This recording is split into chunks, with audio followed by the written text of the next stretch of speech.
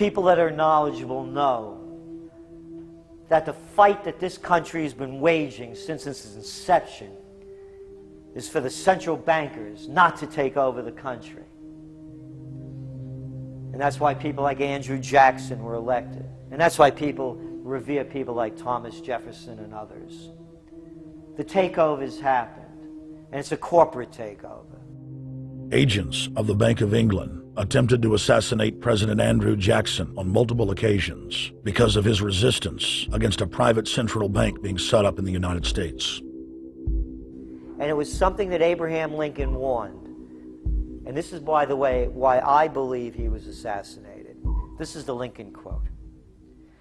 "The money powers prey upon the nation in times of peace and conspire against it in times of adversity. It is more despotic than monarchy, more insolent than autocracy, more selfish than bureaucracy. I see in the near future a crisis approaching that unnerves me and causes me to tremble for the safety of my country.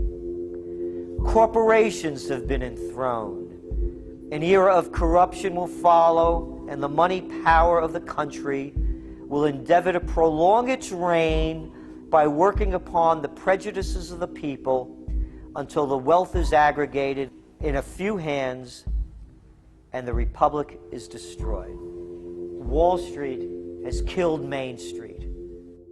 So I know how unpopular it is to be seen as helping banks right now, especially when everyone is suffering in part from their bad decisions. I promise you, I get it.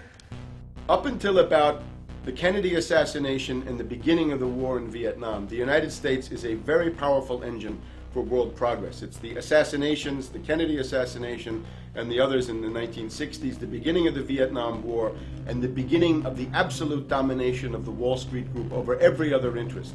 Nobody else counts except the Wall Street money masters. That has now made the United States into no longer a force for progress, but something very different, often a force for destruction in the world. The military-industrial complex has taken over the country along with the Wall Street gang.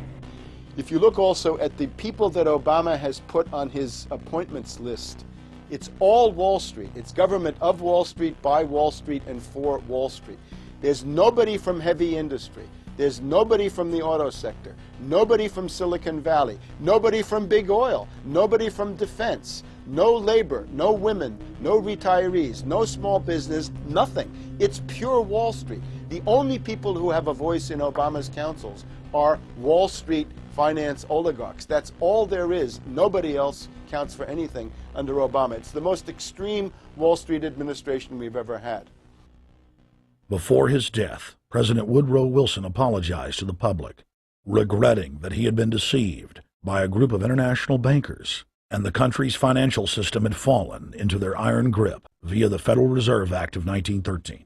Whether sought or unsought by the military-industrial complex, the potential for the disastrous rise of misplaced power exists and will persist. Dwight D. Eisenhower, he warned the people that the military-industrial complex was taking over the country. Only 3 years after leaving office, President Eisenhower's prophetic warning concerning the threat posed to our system of government by the military-industrial complex came to pass.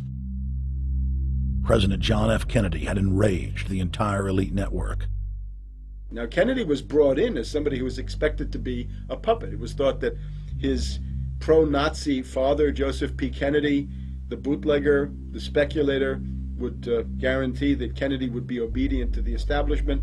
They thought that Kennedy was a sex maniac who could be manipulated through all of this, but it turned out that through his personal suffering, Kennedy had discovered a personal sense of himself which went beyond just being a puppet, and he began to think about things like economic recovery, world peace, having a space program, making deals with the Soviets, cutting the Federal Reserve down to size, and a whole series of other things. Executive Order number 11110, signed by President Kennedy, began the process of abolishing the private Federal Reserve. Kennedy was also pushing for real civil rights reform and had begun the process of pulling the troops out of Vietnam.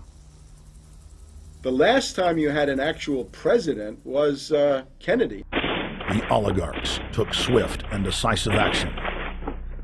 when John Kennedy attempted to take the government back from the robber barons. He was brutally murdered.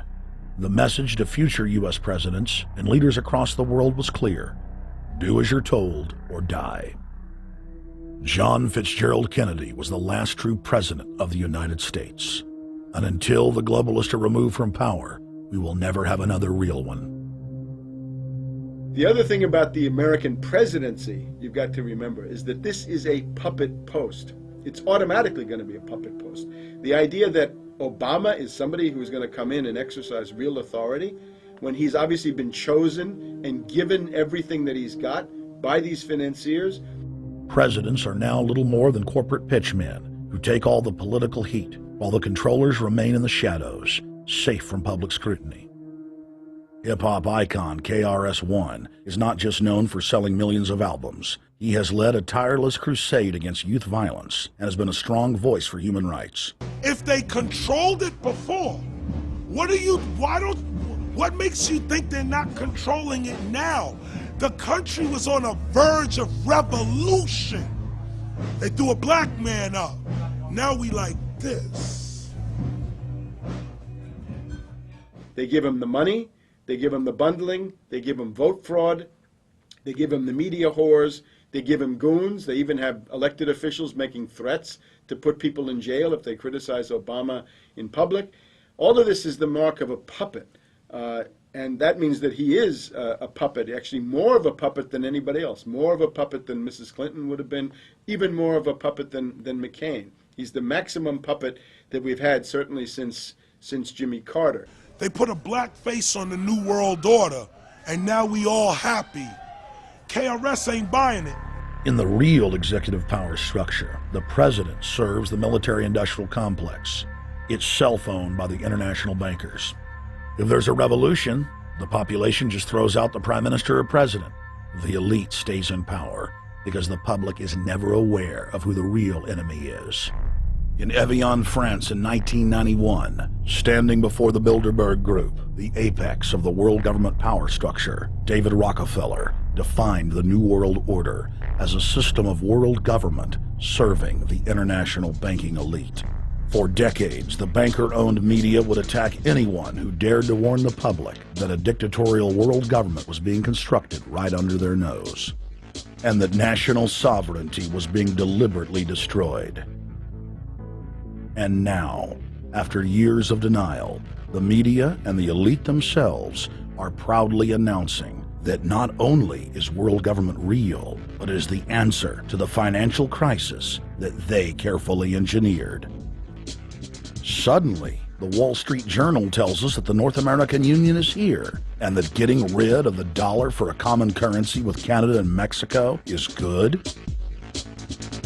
The Financial Times of London, published by a member of the Bilderberg Group, crowed that a dictatorial world government had been kept in the shadows for our own good, and that it was now time for it to emerge from behind the curtains of national security.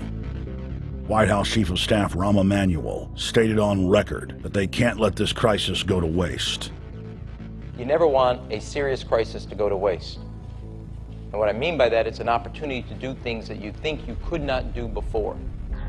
And Henry Kissinger, who gave Barack Obama his first job out of college, told national television that the economic collapse was a great opportunity to bring in the New World Order. He went on to say that Barack Obama was the perfect person to sell it to the world. But he can give a new impetus to American foreign policy, partly because the reception of him is so extraordinary around the world. I think his task will be to develop an overall strategy for America in this period when really a new world order can be created. It's a great opportunity. It isn't just a crisis. In June of 2006, our team traveled to Ottawa, Canada, to gather intelligence on the shadow government's agenda for the coming years. I think that's the Queen.